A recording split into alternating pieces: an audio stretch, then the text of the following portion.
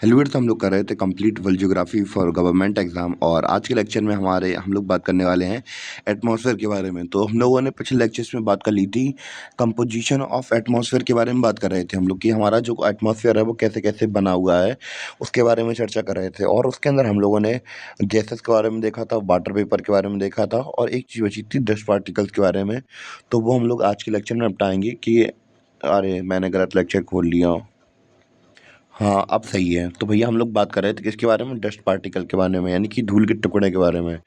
तो जो dust particles होते हैं, तो भैया अगर हम लोग बात करें तो ये केवल डस्ट पार्टिकल नहीं होते हैं, इसके अंदर बहुत सारी चीज़ें मिली होती हैं डस्ट पार्टिकल के अंदर। तो भैया जो हम मिट्टी के कण देखते हैं, तो जो डस्ट पार्टिकल होते हैं, तो वो केवल मिट्टी के कण नहीं होते हैं।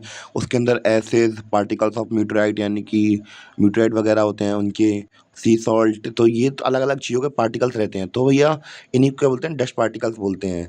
तो अब जो डस्ट पार्टिकल हैं, तो क्या वो हमें ऐसे ही नॉर्मली दिख जाते हैं क्या? ऐसे ही नहीं दिखते हैं। तो क्या करना पड़ता है? मैंने आपको पिछले लेक्चर में बताया था कि भैया का एक कमरा बंद करिए अपना, और कमरा बंद करने के बाद एक बीम ऑफ लाइट छोड़िए, एक या फिर बीम की लाइट आ रही हो कहीं से, छोटी लाइन। तो भैया उसमें देखेंगे आप लोग कि हमारे आसपास कितने सारे पार्टिकल्स हैं। या फिर एक काम करना, अपने कमरे की लाइट को बंद करना, और ज़मीन में अगर झाड़ू नहीं लगी हो, ज़मीन में एक बार टॉर्च मार के देखना, मतलब लिटा के रख के टॉर्च रखना। तो आपको देखेंगे कि भैया डस्ट पार्टिकल कितनी भारी मात्रा में प्रेजेंट रहते हैं। तो यही होते हैं हमारे छोटे डस्ट पार्टिकल्स। इतना क्लियर हुआ या नहीं हुआ? तो भैया इतना बहुत बेसिक तो क्लियर हो गया कि क्या होते हैं डस्ट पार्टिकल्स। तो अलग अलग चीज़ें होती हैं जो कि सॉलिड फॉर्म में हमारे प्रेजेंट रहती हैं एटमॉस्फेयर के अंदर। तो बस यहीं पे पहली हमारी डेफिनेशन, पहला पॉइंट यही आ जाता है हमारा, एटमॉस्फेयर हैज़ अ सफिशिएंट। मैं जूम कर दे रहा, आपको समझ में आ जाए ये। तो भैया हाँ, हम लोग क्या कह सकते हैं, थोड़ा मैं सही से लगा दूँ स्लाइड को। हाँ, तो हम लोग क्या कह सकते हैं कि जो हमारे atmosphere has a sufficient capacity to keep small particles in it which may originate from different sources such as fine soil, sea salt, smoke soot, acids और डिसइंटीग्रेटेड पार्टिकल्स ऑफ मीटरॉइड। तो भैया हमारा जो एटमॉस्फेयर होता है, तो एटमॉस्फेयर में हमें पता है कि एटमॉस्फेयर के पास इतनी कैपेसिटी होती है कि भैया ये छोटे छोटे पार्टिकल्स को संभाल के रख सके। और जो हम लोग बात करें, ये जो सॉलिड पार्टिकल्स की हम लोग बात कर रहे हैं, छोटे छोटे सॉलिड पार्टिकल्स की बात कर रहे हैं, तो ये अलग अलग सोर्सेज से आते हैं।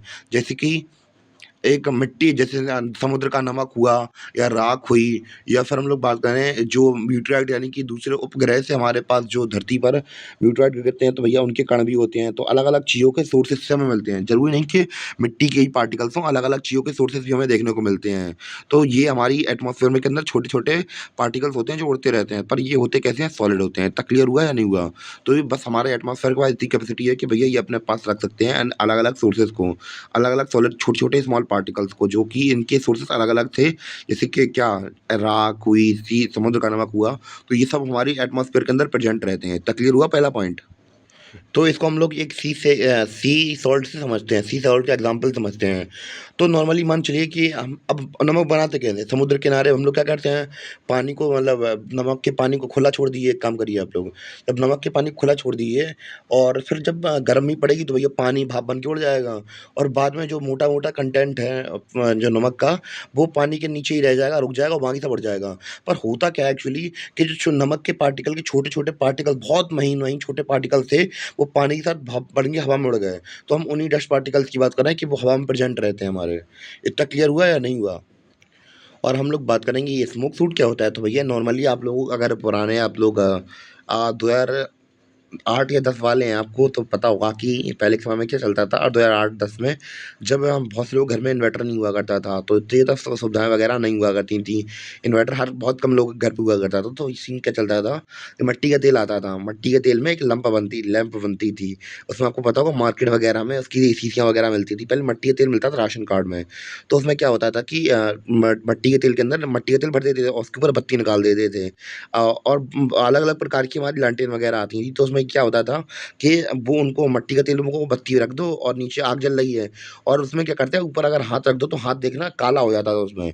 क्या बोला जाता था? काला हो जाता था। तो वो वही कालापन क्या है, वो इसी को हम बोलते हैं क्या, स्मोक सूट बोलते हैं। यानी कि वो क्या होता है, वो अनबर्न्ड कार्बन होता है, यानी कि बिना जला कार्बन होता है, जो कि हवा में प्रेजेंट हो जाता है। तो भैया ये सब हमें देखने को मिलता है। तो वो भी हमारे क्या होता है, डस्ट पार्टिकल के अंदर ही इंक्लूड कर लिया जाता है। इतना क्लियर हुआ कि नहीं हुआ आप लोगों को? वही हम लोग बात कर रहे हैं कि मीटेओराइट हमारे डस्ट पार्टिकल का ऐसा कैसे बनते हैं। तो बहुत बार ये होता है कि स्पेस में क्या चल रहे होते हैं, यहाँ से एक मीटेओराइट आ रहा होता है, एक यहाँ से आ रहा होता है, दोनों आपस में टकरा जाते हैं। टकराने से भैया उनके पार्टिकल्स अलग-अलग हो गए, तो भैया पार्टिकल्स अलग-अलग हो गए तो भैया कभी-कभी हमारी धरती के एटमॉस्फेयर के अंदर आ जाते हैं वो लोग, तो भैया हमारी धरती ग्रेविटी उन्हें खींच लेती है, कभी-कभी ये होता है। तो ऐसे करके वो हमारी धरती का पार्ट बन जाते हैं। तो ये सीन देखने को मिलता है हमें। और अब हम लोग बात करेंगे अपने दूसरे पॉइंट की। तो भैया दूसरा पॉइंट तो आप लोग खुद समझदार हैं, तो अपने आप समझ लेंगे कि जो मैक्सिमम कंसंट्रेशन रहता है किसका, डस्ट पार्टिकल का, वो कहाँ रहता है, लोअर लेयर में रहता है। क्यों? क्योंकि जो भैया पार्टिकल हैं उनके पास भी तो वेट है भैया, वहाँ से भले ही चाहे हमारे रिस्पेक्ट में कम हो। जैसे कि मैं मान चलो कि मैं धरती पर नीचे हूँ, तो मेरे आस-पास घूम रहा है, मैं हाथ घुमा रहा हूँ, मेरे हाथ में घूम रहे हैं, तो आस-पास मतलब हमारे सराउंडिंग में प्रेज़ेंट है। पर हम लोग बात करें, उनका भी तो वेट है भैया, भले ही चाहे हवा में उड़ रहे हों, पर उनका भी तो वेट है। मान चलिए कोई चीज़ हल्की होती है या फिर कोई चीज़ भारी होती है, तो भारी चीज़ जल्दी नीचे पहुँच जाएगी और हल्की चीज़ हवा में उड़ती रहेगी। तो भैया ऐसा नहीं है कि वो हवा में ही उड़ते रहते हैं, ज़मीन पे भी डल जाते हैं बहुत सारे पार्टिकल्स। तो ये वाला सीन होता है, यानी कि वो क्या होते हैं, वो धरती मतलब इतना उनका वेट नहीं होता है, बहुत कम वेट के होते हैं, पर मास तो होता है उनके अंदर। तो इसलिए वो धरती के संपर्क में आते हैं, यानी कि ग्रेविटेशनल फोर्स के संपर्क में आते हैं। इसलिए जो ज़्यादा से ज़्यादा हमारे डस्ट पार्टिकल होते हैं, वो कहाँ पे फिक्स्ड रहते हैं, कहाँ पे रहते हैं वो लोअर लेयर में रहते हैं अपने एटमॉस्फेयर की। तो इतना क्लियर हुआ या नहीं हुआ? दूसरा पॉइंट क्लियर हो गया तो भैया बता दीजिएगा। तो भैया अब हम लोग बात करने वाले हैं अपने तीसरे पॉइंट के बारे में। तो तीसरा पॉइंट हमसे क्या कह रहा है, dust particle act as a वो hygroscopic nuclei around which water vapor condense to produce fog clouds। तो अब क्या मतलब है इसका? तो भैया इंग्लिश में तो मैंने पढ़ दिया, हिंदी में ये लिखा है इसके जस्ट ऊपर। तो इस लाइन का मतलब क्या है, ये इस पॉइंट का मतलब क्या है? तो भैया इस पॉइंट का मतलब हमारा अगली स्लाइड में लिखा है। तो भैया ये हमारा क्या एग्जाम्पल के तौर पर मैंने आपको बताया। तो सबसे पहले हम लोग समझते हैं क्या होता है कि नॉर्मली गर्मी है, अभी मान चलिए गर्मी चल रही है, ठीक है? गर्मी चल रही है तो गर्मी में ना हमें एटमॉस्फेयर में कुछ ना हमें मॉइस्चर दिखाई देता है, ना डस्ट पार्टिकल दिखाई देते हैं। तो फिर ठंड में क्या होता है, ठंड में हमें पता है अभी टेम्परेचर गर्म रहता है, तो यानी कि हमारा टेम्परेचर हाई रहता है, और ठंड में आने के बाद क्या हो जाता है, हमारा टेम्परेचर हो जाता है बहुत ज़्यादा कम। तो टेम्परेचर हो जाता है कम, तो भैया जो हवा होती है, हवा के अंदर मॉइस्चर होता है, वो क्या करने लगता है ठंड के टाइम पे, वो जमने लगता है, यानी कि मॉइस्चर बन जाता है। और जब जैसे ही मॉइस्चर क्या होने लगता है, डेंस होने लगता है, मतलब जमने लगता है, तो वो नीचे आ जाता है। अभी तक तो हल्का था तो वो पूरा हवा में उड़ रहा था, अब क्या होने लगता है, जमने के साथ-साथ वो भारी होने लगता है, मॉइस्चर थोड़ा भारी होने लगता है, वो इसलिए नीचे आ जाता है। और जो नीचे डस्ट पार्टिकल थे, इनके साथ मिल जाता है, और जैसे ही इनके साथ मिलता है, इनके साथ मिल गया तो भैया वो क्या बना लेता है, कोहरे का आविष्कार कर लेता है, यानी कि हमें कोहरा दिखने लगता है। यहाँ पे लिखा भी है कोहरा और बादल का निर्माण करता है। तो भैया कोहरा और बादल का निर्माण ऐसा ही होता है। उम्मीद है कि आपको समझ में आ गया हो कि डस्ट पार्टिकल के बारे में हम लोगों ने क्या-क्या बात की थी। क्या एटमॉस्फेयर के अंदर हम लोग बात करें, सफिशिएंट कैपेसिटी होती है कि भैया ये सॉलिड पार्टिकल्स को, छोटे-छोटे सॉलिड पार्टिकल्स को अपने अंदर होल्ड करके रख सकती है। जैसे कि सॉलिड पार्टिकल कौन-कौन से थे, fine soil, sea salt, smoke soot, ash, disintegrated particle of meteorite. तो भैया हमें ऐसे ये सब देखने को मिल रहे थे। और दूसरा हमने पॉइंट देखा था कि भैया जो जितनी भी हमारी कॉन्सन्ट्रेशन है डस्ट पार्टिकल का, वो हमें लोअर एटमॉस्फेयर के लोअर लेयर पे में देखने को मिलती है। और तीसरा पॉइंट हमने ये देखा कि भैया जो पार्टिकल्स होते हैं, वो जो ठंड के टाइम पे जो हमारे मॉइस्चर होता है, वो भैया नीचे आ जाता है और डस्ट पार्टिकल के साथ मिलके कोहरा वगैरह का आविष्कार करता है। तो भैया इतना क्लियर हुआ? तो भैया बताइए आप, हुआ इतना क्लियर या नहीं हुआ? कुछ भी अगर डाउट लगे तो भैया क्लियर कर लीजिए आप बिना किसी बेझिझक।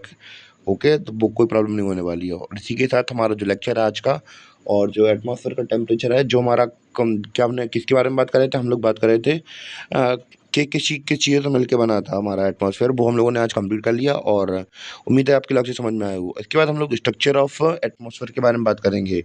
जो हमारा एटमॉस्फेयर है उसकी कौन-कौन सी लेयर हैं, वो सब सीन रहेगा हमारा। और हाँ, एक अनाउंसमेंट और कर दूँ भैया, इंडियन ज्योग्राफी कंप्लीट हो चुकी है। जाके प्ले लिस्ट चेक कर लीजिए, तो वहाँ पे पूरी डल चुकी है नई हिस्ट्री। और मिलते हैं अपने अगले वीडियो में, तब तक के लिए बाय।